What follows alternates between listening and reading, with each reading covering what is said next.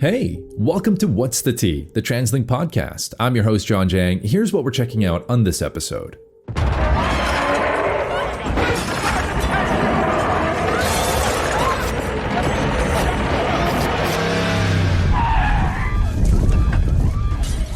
How is TransLink preparing for the big one?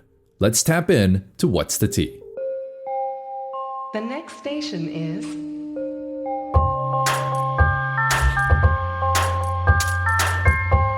Welcome to What's the Tea, the TransLink podcast.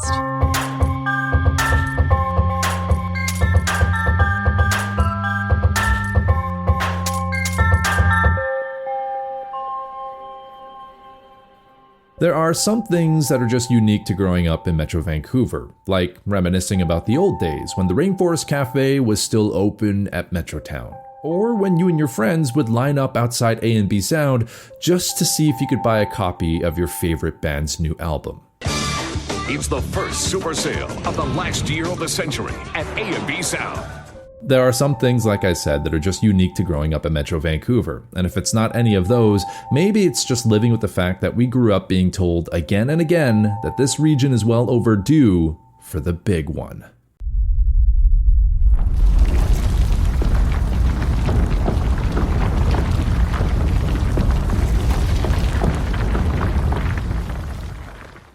Obviously, natural disasters are very hard to predict, but when they strike, it can be utterly devastating for those that are impacted.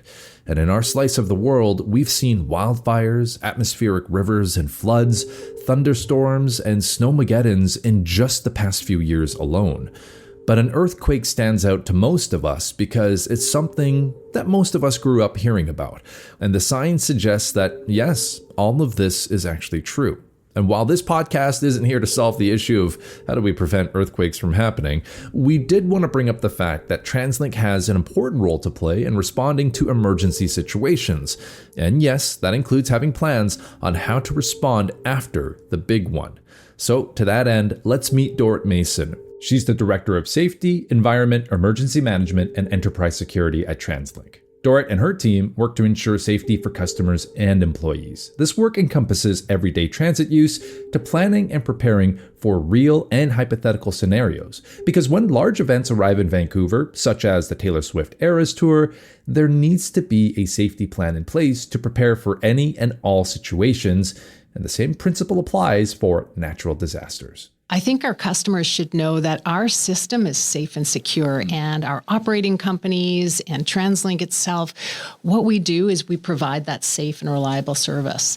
And behind the scenes, you have people that are thinking about the safety of our customers, the safety of our employees, the safety of the public as well around our infrastructure. And then if something's bad is going to happen, how do we prepare so that we can actually deliver that safe service? I think that's so important because, of course, the everyday customer, they are thinking about how am I going to go from point A to point B. We're not always thinking, and we as in the customer, we're not always thinking about like, oh, how safe is that trip? Because we sort of expect that safety is just built into your experience with public transit. But as we know, and the work that your team does, Dorit, like there's a lot to go into making sure that safety is always something that you can rely on.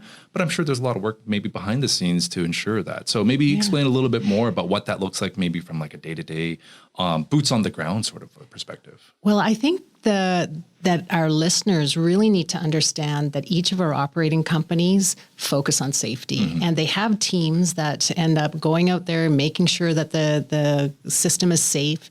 We have frontline staff that are out there helping our customers. We have transit police. We are so lucky to have a transit police. We have our Coast Mountain bus security members that are out there. All of our frontline staff are thinking about how to deliver that. And training happens in behind the scenes. We try to coordinate as much as we can, but it really is this teamwork that we're doing to create that safety so that the customer doesn't even need to think about, is this system safe? We're thinking about that all the time. Safety of our staff and our employees and our customers, that's the number one thing that we're doing to deliver a reliable service. Of course. I'm curious, with a lot of the work that you do, you mentioned sometimes it's about anticipating scenarios and situations. We never want them to happen, but it's better to have something planned than not. So we live in Metro Vancouver. It's no surprise. I've been growing up with this message my whole life here, Dort. I'm sure you have as well. The big one. That one earthquake that we're all waiting for. Our parents have heard about it. Their parents have heard about it. It hasn't happened yet, knocking on wood. Knock on wood. But when it does, it's likely to disrupt transit service. So I guess my question to you, like, if an earthquake hits and it's the big one, and you happen to be on a SkyTrain or maybe you're on a bus, what should you do aside from maybe just yelling? Because it's probably going to be pretty scary out there. Yeah. Don't yell. Okay. Just act. Yeah, absolutely. And actually, John, I'm more concerned about the crustal earthquakes, the ones that are closer to us than the big one that is out on the West Coast, because the closer the earthquake epicenter is, the bigger the damage can be. And we have had crustal earthquakes here before. We have them every once in a while, but we are ready for something to happen. And so what does that mean for us? We absolutely have an emergency response protocol. So we have an emergency concept of operations, which means we can organize ourselves to come together to understand what the impacts of that event are, and then coordinate our response. And it is a teamwork piece. So each of the bus, the SkyTrain, our transit police, we're all integrated together because we want to continue to deliver that service, but a major earthquake will impact us. But I just want to actually bring you back to what you should do if there's an earthquake. So each of us needs to, again, participate and act. And so if you are in an earthquake anywhere in the world, you want to drop, cover, and hold on. And if you're on a bus and you're sitting, you want to essentially crouch down into your bus seat and protect your head. The operators are going to stop the buses and pull over to the side of the road if it's safe. Our SkyTrain systems will halt, and there will be assessments made before they proceed. So as a customer, you need to listen to the frontline staff to get directions, because again, we want to make sure that people are safe before they exit the building or exit our infrastructure. And I'm assuming our frontline staff, this seems like a silly question, but I'll ask, they're all trained to respond the right way when a situation like this happens. I have to assume it's built into their regular training. Yeah. Each of our frontline staff actually gets training on emergency response. Okay. Each of the operating companies is a little bit different, but there is communications that would happen between the operators and TCOM, as you mentioned. Our frontline STAs or transit police, they would respond as needed to ensure the safety. So it all comes down to safety. If you forget all of your training, you want to make sure that people are safe. And our frontline staff definitely are trained in making sure people are safe. That makes a lot of sense. Maybe now we kind of look at the role TransLink can play when responding to certain emergency situations. And I know that TransLink in the past has been of some help to emergency services responding to displaced citizens and residents who might need evacuation from a certain area or might need shelter just for an emergency basis. Maybe just expand on how TransLink can play a role in making sure we can get those people to safety. We are considered to be an incredible resource for our local governments that we serve in this region. And if they were to have an apartment fire, they call our TCOM office and say, we need to have a bus to help with evacuation. And we directly support what is called emergency support services. The local governments are putting that into place. We are so lucky to have TCOM be able to support whenever we have the resources there. They will deliver a bus that either sits at the apartment by the apartment fire, or will take those evacuees to reception centers within the communities. So we do support our communities in a time of need. In conversation with Dort Mason, Director of Safety, Environment, Emergency Management, and Enterprise Security at TransLink, talking about how TransLink prepares and responds when disaster strikes. We'll be back with more on What's the Tea, the TransLink podcast. We've become all too familiar with problems. It's time we're introduced to some solutions. The Transit-Friendly Employer Certification exists to support and promote transit use, one of the easiest, most effective actions we can take to address climate action and livability. Organizations that provide a 50% transit subsidy will receive this certification. The time to act is now. Become a transit-friendly employer today. Welcome back to What's the Tea, the TransLink podcast, learning more about how TransLink plans and responds when disaster strikes. To that end, Dorit, I think it's important to note that during emergency situations, just like police cars, ambulances, and fire trucks, our buses have a priority on the roads to move people out of a dangerous area, but that might be a fact that not everyone is probably aware of. Oh, absolutely. And in fact, because the local governments know how important buses are, moving evacuees or even moving people through those areas, they will give us priority order or priority access through those routes. An example of that actually is when we've had larger events such as Taylor Swift that we just planned for. And the congestion down there, the transit police working together with the police of jurisdiction, making sure that our buses can get through when there's crowded areas. They will definitely give the bus priority service, priority access. I really did want to ask you about Taylor Swift, so let's just go there now. Okay, let's go there. Aside from what's your favorite Taylor Swift song, because of course everyone probably has one, but because that was such a large and spectacular, huge, almost international event, right? The whole world came to visit for 3 nights when those concerts were happening at BC Place. Your team was probably very busy making sure that we did everything possible to ensure customer safety and safety for those that were visiting from out of town, which was a significant portion of the people, the concert goers that were actually at BC Place. Well, I have to say that we move people really well, and we move lots of people really well during things like Celebration of Lights. Hundreds of thousands of people. The difference with Taylor Swift and FIFA coming is that there are going to be so many people that are from out of town. They don't know our system at all. And so for any large gathering, special event, we do planning for that, where we get the operating companies together, we get communications, we get the communications teams, so internal communications, media communications, wayfinding.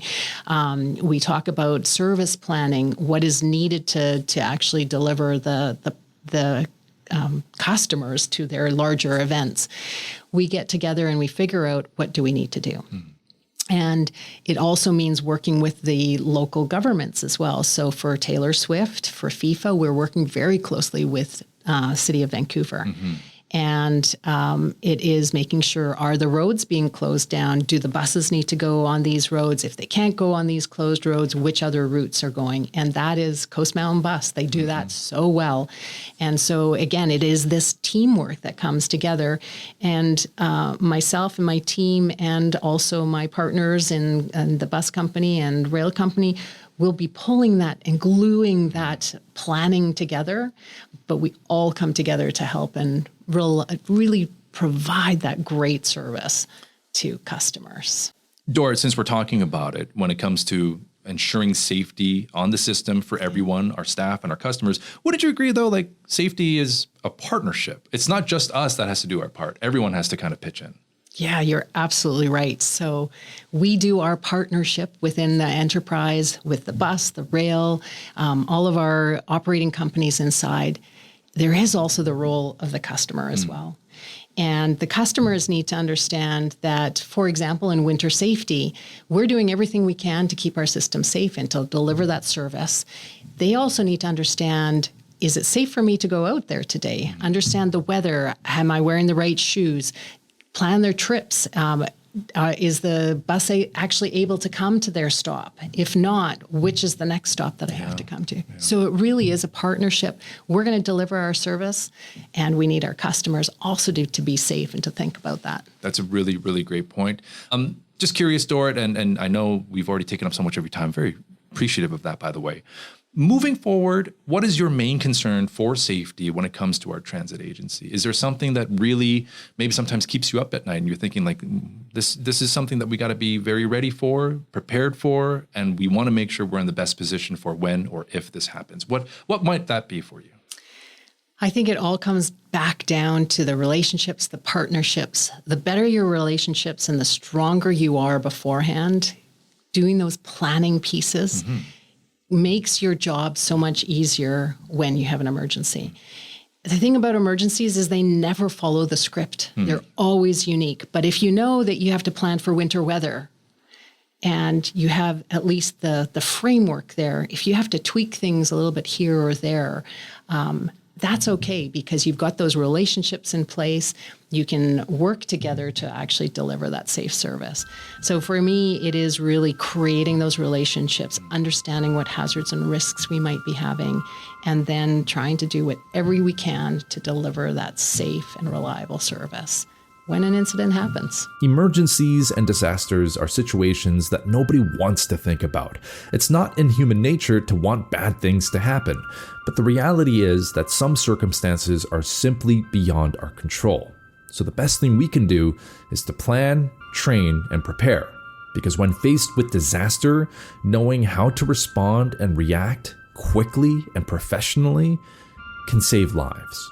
So, my thanks to Dorrit Mason and the entire safety teams, not just at TransLink, but also its operating companies. From daily operations to preparing for the big one, they do incredibly important work to make sure that your next transit trip is safe and reliable. My thanks to producers Alan and Sydney for being reliable all of the time, and my thanks to you for listening and subscribing. I've been your host, John Jang, and until next time, have a safe trip.